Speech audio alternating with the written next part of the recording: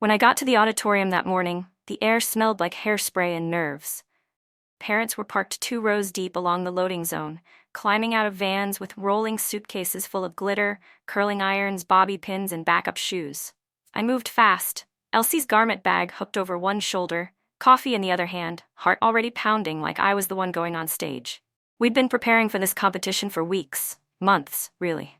Elsie had qualified for regionals after a near-flawless performance last fall. Her technique had sharpened, her arms were cleaner, her turns tighter. She was 11, but moved like someone twice her age. Her coach, Miss Layla, said she was stage steel. Confident, composed, unshakable. And this dress, this soft sky blue costume with the sequin flare and sheer sleeves, was the final piece. A reward, a symbol, a promise. It had been altered 3 times to fit her just right. I was supposed to be backstage by 9:15. I was 5 minutes late. The front desk handed me my badge with a tight smile, and I rushed through the side hallways to the backstage dressing room area, where makeup mirrors buzzed and girls laughed nervously over energy bars and stretching routines. But when I stepped through the door, the noise went thin. Elsie sat on a folding chair in the corner, arms wrapped around herself, staring down at her knees. Her hair was up in a bun already, the rhinestone clips in place, but her cheeks were pale. Her coach knelt in front of her, speaking quietly.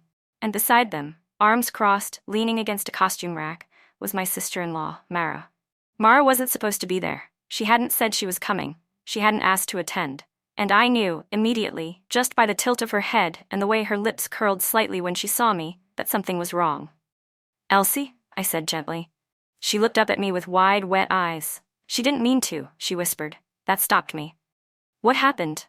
I asked. My eyes darted toward Mara, who raised an eyebrow like she was already bored of this. I looked around. There, laid across the table near the mirror, was Elsie's costume. The side seam, right where the bodice met the sleeve, was torn wide open. Not a snag, not a loose thread. Torn. A gash running clean through 2 layers of fabric and a section of sequins. I picked it up and it tore, Mara said flatly. It must have been cheaply made. My jaw locked. "You picked it up?" I repeated. "It was draped over a chair. I was trying to move it. Not my fault it wasn't stitched properly." She said it like she was talking about a towel. A used napkin, not the one-of-a-kind costume my daughter was supposed to perform in, today. Miss Layla stood up slowly. "Mara," she said carefully, "can I ask why you were touching the costume at all?" "I thought I'd help," Mara said, shrugging. "Honestly, it's not like she can't wear something else. She's a dancer, not a model." That's when Elsie's bottom lip began to tremble. I walked over to her, kneeled beside her chair, and cupped her chin in my hand. "Did you see what happened?" I asked. Elsie nodded.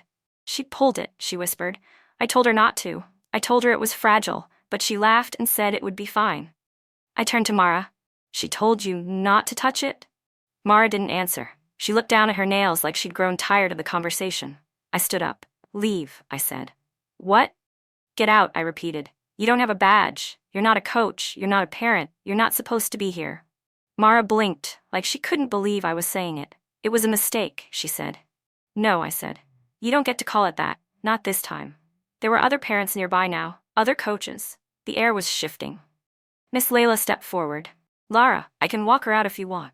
But I didn't break my gaze for Mara. No need, she knows the way. For once, Mara didn't argue. She picked up her bag with a dramatic sigh and walked past me, brushing my shoulder as she passed. When the door clicked shut behind her, I finally let out the breath I didn't realize I'd been holding. Elsie reached for me. "I won't be able to go on stage," she said. "I can't dance like that." I held her close. "Yes, you can. It's ruined." I looked over at the dress. The tear wasn't clean. It would take more than a safety pin to fix, but I'd seen worse in smaller windows. And then I remembered. The sewing kit. The little red zippered pouch I'd left in my glove box months ago, maybe longer. I pulled away from her gently. "How much time until your group goes on?" 75 minutes, Miss Layla said. "I'll be right back." Elsie looked up, eyes full of panic. "Where are you going?" I squeezed her hand. "To fix it." Because if Mara thought she could unravel everything with one tug, she didn't know the strength of what we'd stitched together. My name is Lara Mitchell. I'm 38 years old, a mother, a manager, and someone who has spent far too long biting my tongue in the name of family. I live in a modest 2-bedroom rental house where the kitchen faucet squeaks every time you turn it on. There's always dance gear hanging to dry in the hallway, and my daughter Elsie's competition shoes sit in a row beneath the front bench like they're waiting to be called on. I keep our life stitched together with late nights and carefully measured patience. Mara has spent years trying to unravel it. She married my husband's younger brother, Scott, 7 years ago, and from the start, she found her way under my skin. Not with anything loud. Not at first. Just side comments. Small digs. 1,000 paper cuts delivered with a smile. The first time we met, at a 4th of July barbecue, she glanced at my sundress and said, "Oh, I love when people don't care about trends. It's brave." That was Mara. Backhanded compliments, always said in a voice sweet enough to make others second-guess your reaction. When Elsie was little, 5, maybe 6, Mara brought her a set of bath toys. They were clearly used. Bits of faded plastic, 2 still slightly damp, like she'd grabbed them from her own tub that morning. Elsie didn't care. She was too young to notice, but I did. The first time Elsie danced in a recital, Mara was late. She came in 15 minutes after the lights had gone down, laughing as she squeezed into her seat, loudly whispering, "Did I miss the little one already?" I had told her the time twice. Later, she told me, "She's got stage presence, though maybe not the right build for this long term, you know?" I remember looking at Elsie that night, curled up in her car seat, glitter still in her hair, humming to herself. She loved every minute of it, and I remember thinking, don't let her hear that poison. Don't let her carry it. But the comments never stopped. When Elsie turned 9 and started taking private classes to prepare for regionals, Mara joked during dinner, "Wow, that's a lot of time and money. Hope you're not trying to live through her." I smiled through clenched teeth. She asked for them. She works hard. "Sure," Mara said. "It's just funny what people call working hard these days." At every birthday party, every holiday, Mara found a way to center herself. If she brought a gift, it was usually loud, expensive-looking, and wildly inappropriate. One year it was a sequin-covered makeup kit. Elsie was 10. "Let her be a little glamorous," Mara said when I raised an eyebrow. "She's a child." "And you're so fun," Mara muttered under her breath, not quietly enough. I told my husband Peter again and again. He'd sigh, say he knew Mara could be a lot, but Scott would get defensive, and he didn't want to cause family drama. So I swallowed it. Every joke, every eye roll. Every time Mara posted a blurry picture of Elsie mid-jump and captioned it, "Cutie in motion," knowing exactly how that would make her feel. And the worst part? Elsie saw it. She saw all of it. By age 11, she had stopped asking if Mara would be at her recitals. She didn't want her there. "She makes me feel smaller," she said once, her voice flat. I never forgot that. Still, I held out hope that maybe someday, Mara would surprise me, that she would recognize the damage she was doing. That I wouldn't have to be the one to draw the line. But then the dress happened. The sky blue costume had been hand-picked, custom-fitted, stitched with care by a seamstress who'd watched Elsie dance since she was 7. The fabric shimmered under light. Every detail mattered, because this competition mattered.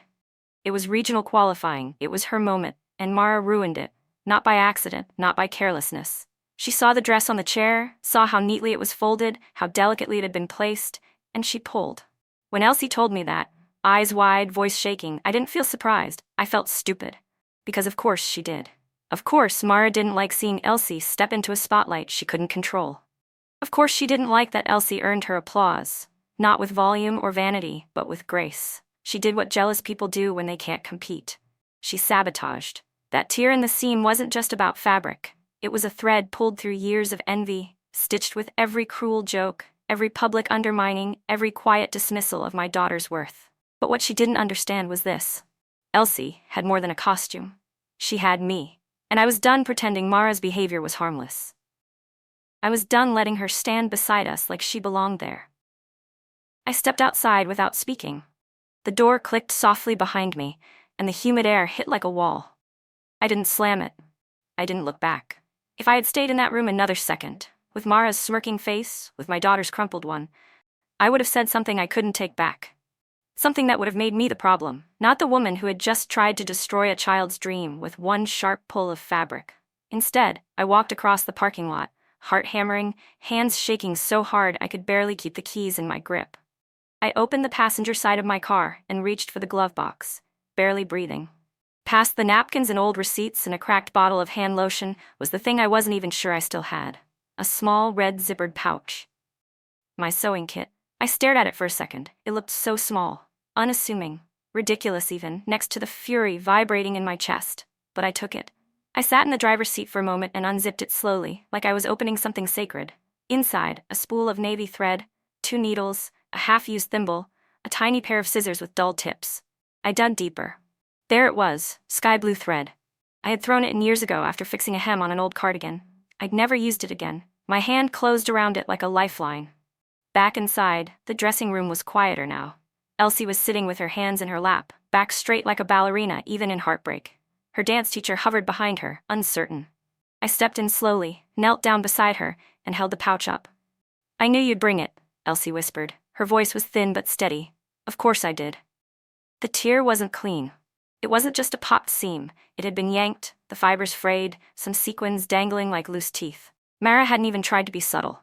She wanted it ruined, wanted Elsie shaken, wanted that fear to show on stage, or maybe keep her from stepping out there at all. She didn't know my daughter very well. And she certainly didn't know me. "I'm going to fix this," I said. Elsie nodded. "Okay." I laid the dress flat across my lap and got to work. I threaded the needle carefully, knotting the end while my fingers fought the tremor in them. I didn't let the fury lead me. Not now. Fury makes hands clumsy. This needed calm, precision, love. The stitches were tight, short, almost invisible if you didn't look too closely. I reinforced the entire seam, doubling the thread and adding tiny cross stitches to secure the sequins. It wasn't couture, it was survival. I could feel Elsie watching me, her breath steady, her spine straight. "You're really doing it," she whispered. I looked up. "So are you." Outside the room, I heard the MC's voice echo over the sound system, calling out performance numbers. We had 40 minutes, maybe less. I sewed faster. Other dancers fluttered past the doorway, some whispering, some watching. I saw Teresa again from Studio 11. She lingered at the edge for a moment, then quietly walked over and handed me a safety pin and a small roll of fashion tape. "In case you need backup," she said softly. "Thank you," I whispered. "She saw everything," Elsie said, as if she needed me to believe it. I did. I just didn't want to say it out loud. I tied off the last stitch and tucked the thread back into the pouch. Then I stood, holding the dress up in front of her. The seam was no longer torn. Not perfect, but strong. Elsie stepped into the dress slowly. I helped guide the sleeves over her arms, zipped the back, and smoothed the fabric across her hips. She stood in front of the mirror, turning slightly, examining the repair. She didn't say anything. She just ran her hand across the side seam, fingers trailing gently. "It's better," she said finally. And somehow it was. Her number was called 10 minutes later. I kissed her forehead, stepped aside, and watched as she walked toward the wings. No flinch, no hesitation. She stepped onto that stage in a patched dress with a medal-worthy spine, and she danced. I stood frozen backstage, listening to the music, watching from the edge as she turned and leapt and owned that space. The dress held. But more importantly, she held. After the applause faded and Elsie returned backstage in a soft halo of compliments, glitter, and exhaustion, I stepped outside. I needed air. Not from the crowd, but from her. Mara. She was exactly where I figured she'd be, leaning against the side wall near the back of the building, pretending to scroll through her phone, pretending she hadn't just tried to destroy something fragile and irreplaceable. I watched her for a moment. Her posture was relaxed, performative, one foot crossed over the other. The corner of her mouth turned up in a little smirk when she noticed me. "I figured you'd come looking for me," she said. "You always do." That tone so familiar, like I was the one overreacting, like the scene she'd caused hadn't happened at all. "No," I said. "This is the last time." She gave a dry chuckle. "I didn't realize your daughter's costume issues were a federal offense." I didn't take the bait. I walked closer, slowly, until I stood right in front of her, calm, unmoved. I kept my voice steady, low enough that only she could hear. "I'm going to say this once, Mara, and then you'll be out of our lives for good." She raised an eyebrow, still amused. "You ripped that dress," I said. "You watched my daughter cry, and you stood there like it didn't mean anything. That tells me everything I need to know." Her arms crossed. She left it on the chair. "I was trying to help." "Teresa saw you," I said sharply. "From Studio 11. She saw what you did, she heard what you said, and she took a picture." That changed something. Her jaw tightened, her fingers gripped her elbow a little too hard. She tried to smile again, but it didn't hold. "She's exaggerating," Mara said, softer now. "No," I replied. "She isn't. You are." Mara stepped forward, her voice dropping. "Do you really want to do this? Over a stitch?" "This wasn't about thread," I said. "It was about power. You've been picking at her for years, undermining her confidence with every offhand comment, every jab disguised as a joke. You've made her the target of your bitterness because you couldn't handle a child doing what you never could, standing out without needing to tear anyone else down." Mara's face flushed. "That's not true, honest, fair?" I finished for her. "No, it's just what you are." She looked around, as if hoping someone else might come to her defense. But we were alone. There was no audience left. No one to impress. No one to believe the version of her that she carefully curated at every family dinner. I told Scott, I added. I told him everything. I showed him the photo. She froze. He said he's not surprised. Her mouth opened and closed. I stepped back, gave her space to speak, but she didn't. There was nothing left to twist. Mara, I said, you won't be near Elsie again. No recitals, no birthdays, no family barbecues. You'll no longer exist in her orbit. You're cutting me off, she said, like I was being unreasonable. No, I said. You did that when you touched her costume with anything other than care. You're the one who severed the tie. I'm just refusing to pretend it's still intact. She looked down. Not guilty, just caught. You don't have to like her, I added, but you will respect the space between you now, permanently. She didn't say another word. She didn't argue. That, more than anything, told me I was right. I turned to leave. But then, because I needed her to hear it, because she needed to live with it, I paused. She's everything you resent, because she shines without asking permission. Then I walked away. When I stepped back inside, the final announcements were echoing through the auditorium. Elsie had taken her seat again, medal around her neck, face glowing in that quiet, powerful way she carried joy. She saw me and smiled, not with relief, but with knowing. And in that moment, I realized something. She didn't need me to protect her anymore. She needed to see me stand with her. I sat beside her in the folding chair, and neither of us said Mara's name again. Because some people don't deserve to be mentioned in the same breath as the ones who rise. After the ceremony, Elsie walked toward me with her gold medal swinging from the satin ribbon around her neck, her face flushed from applause, her hands still trembling, but not from nerves. She had done it, in a dress that nearly fell apart. In a room half filled with whispers. With the seams I'd sewn still warm under stage lights, she'd taken the floor and claimed it. And now, she was smiling. Not the shy, forced smile she'd worn when Mara hovered near us at family holidays, but something else. Something earned. Something anchored. Like her joy wasn't borrowed anymore. We didn't wait around for the group photos. I knew the other moms were lingering, planning dinner outings or trying to find the right filter for Instagram. But Elsie tugged my sleeve gently and said, "Can we just go?" We could. So we did. On the drive home, she rolled down the window and let the wind undo her careful bun, hair flying loose across her cheeks. She was humming. I didn't recognize the tune, but I didn't ask. She looked so light in that moment, as if the metal around her neck weighed nothing at all. Halfway home, we stopped at her favorite diner. Just the two of us, squeezed into a red vinyl booth, elbows on the table, shoes kicked off beneath. She ordered strawberry milkshake with extra whipped cream and fries. I got coffee and a BLT I wouldn't finish. I didn't think I could still perform, she said after a long sip. I know. But once the music started, it was like I wasn't scared. I was mad. Not at her. Just at how close I came to letting it ruin everything. I nodded. That anger, that's fire, and you danced with it. She grinned. Maybe I should keep dancing angry. I smiled back, but there was a lump in my throat I couldn't swallow. Not because she was angry, but because she had to be, at 12 years old. When we got home, I helped her hang the costume on the door of her closet. She ran her fingers across the repaired seam and whispered, "It's perfect now." It wasn't. But that wasn't the point. We took the medal and slid it into the shadow box we'd bought the year she joined her first team. It had waited 2 years for something worthy to fill it. This wasn't just for the win. It was for everything Mara couldn't take. Elsie left the room humming again, her socks skimming across the hallway floor. I stayed behind, looking at the dress, at the gold medallion that glinted in the soft lamplight, at the faint shimmer of blue thread in the side seam. Then I opened my purse and took out the red sewing kit. It sat quietly in my palm. The same one I'd used 1,000 lifetimes ago in college. The same one that sat in my glove box, unnoticed for years. I set it down on the bookshelf next to the shadow box and left it open. The tools were small, unimpressive, but they had saved something priceless. I left the living room light on that night, not out of forgetfulness, but out of reverence. For the first time, the light didn't feel like something to keep the dark away. It felt like something that illuminated what we'd reclaimed. At 10 p.m., my phone buzzed. "Mara?" A single message. "Guess I'm the villain now." I read it, I stared at it, and then calmly, I deleted it. No response, no reaction. Let her talk to herself in the dark. She'd expected outrage, or maybe forgiveness. But she'd get neither.